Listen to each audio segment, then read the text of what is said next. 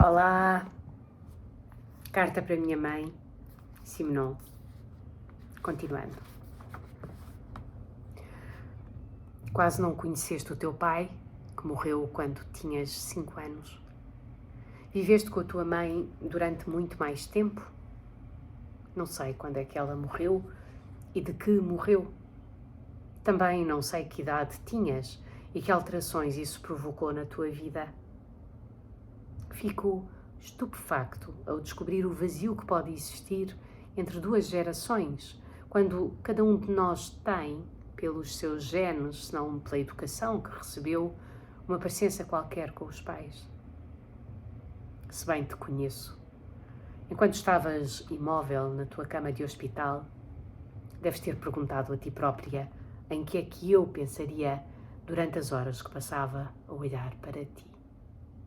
Como já te disse, só tenho uma fotografia do teu pai, que continua a ser para mim um ser extraordinário, mas também misterioso. Procurava alguns dos seus traços no teu rosto. Acabei por descobrir a boca, fina, quase sempre cerrada, que não se entreabria nem para sorrir, limitando-se a ficar ligeiramente repuxada. Eras parecida com o teu pai? Seja como for, não descobri nenhum traço em comum com a tua mãe, de quem tenho também um retrato no álbum da família.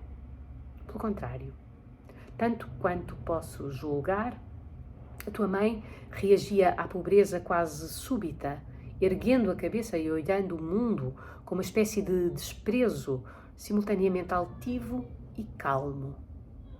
Tu preferias baixar a cabeça. Achaste por bem ser humilde. Dizias obrigada. Dizias obrigada a toda a gente e a tudo. Obrigada à leiteira. Obrigada às tuas irmãs. Mas esse costume de agradeceres a toda a gente que aprendi contigo não era também uma expressão de orgulho íntimo? Gostaria de saber tudo o que se passou na altura em que o meu avô ficou arruinado. Quando cheguei à idade de olhar para o que me rodeava, já o tal castelo de Herstal tinha sido demolido. Quando conheci os meus tios e tias, já eles eram velhos.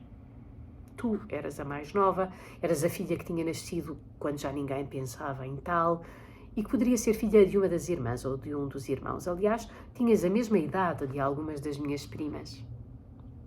Sei, porque faz parte da lenda da família, que o teu pai, nos últimos anos de vida, bebia muito e que se tinha mesmo tornado um alcoólico. Como já te disse, esse imaginário mostra-o também a assinar umas letras a uma importante personagem que costumava sentar-se com ele à mesa dos cafés. Essa personagem faliu e o teu pai teve de pagar as letras que assinara. Sei como se chama. Vi-lhe o nome escrito em grandes letras brancas nas carroças puxadas por 2 cavalos que calcorreavam a cidade quando eu era miúdo. Mais tarde, deu-se uma coincidência que evitei contar-te.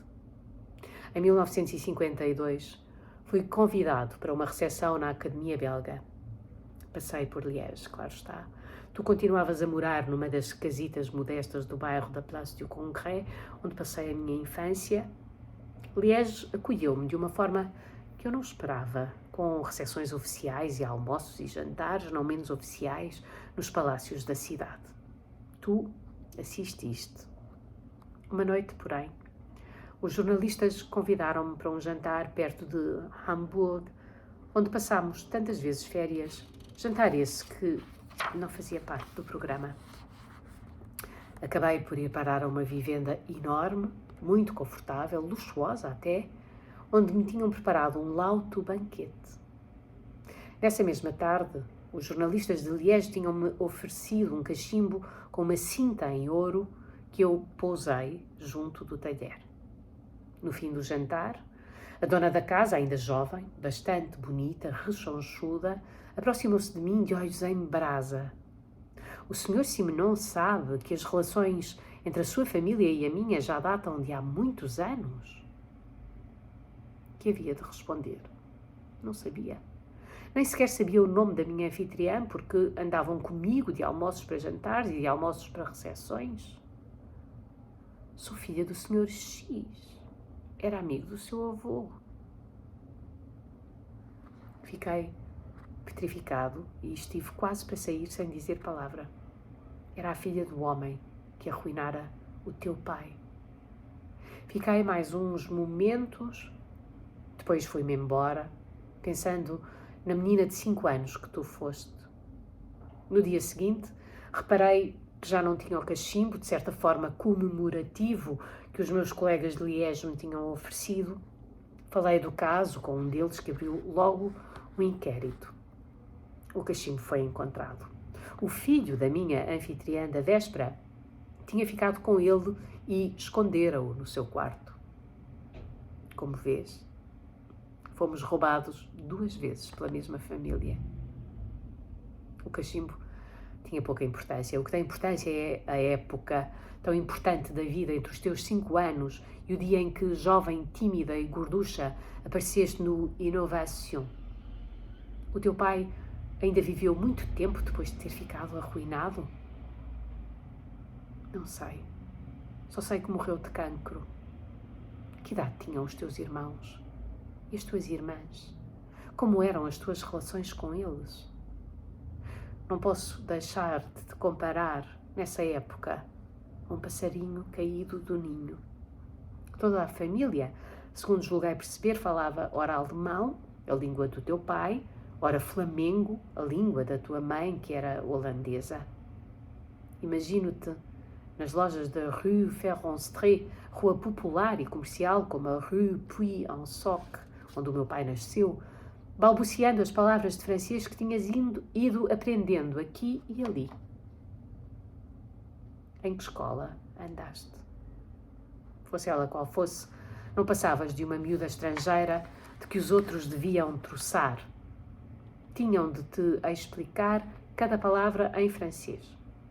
E quando regressavas ao modesto andar da tua mãe, voltavas a essa mistura de alemão e de francês que te ouvia empregar com os teus irmãos e irmãs durante toda a vida.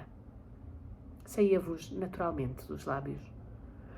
Como não conseguia perceber nada das vossas confidências familiares, o meu pai, sentado no seu canto, limitava-se a ficar calado.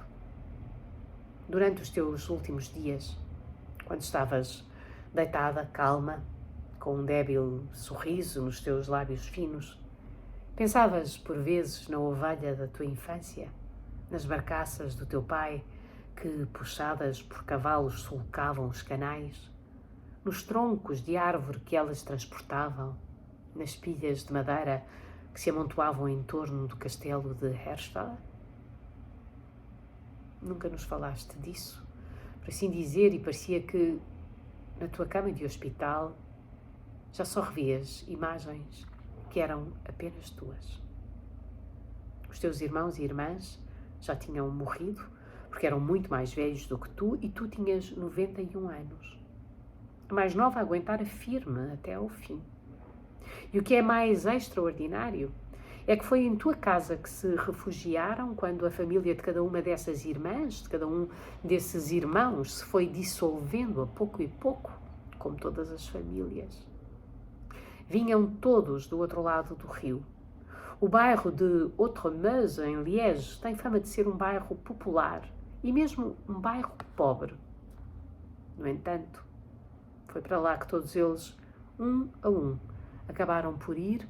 Foi lá que compraram ou alugaram casa para estarem perto de ti.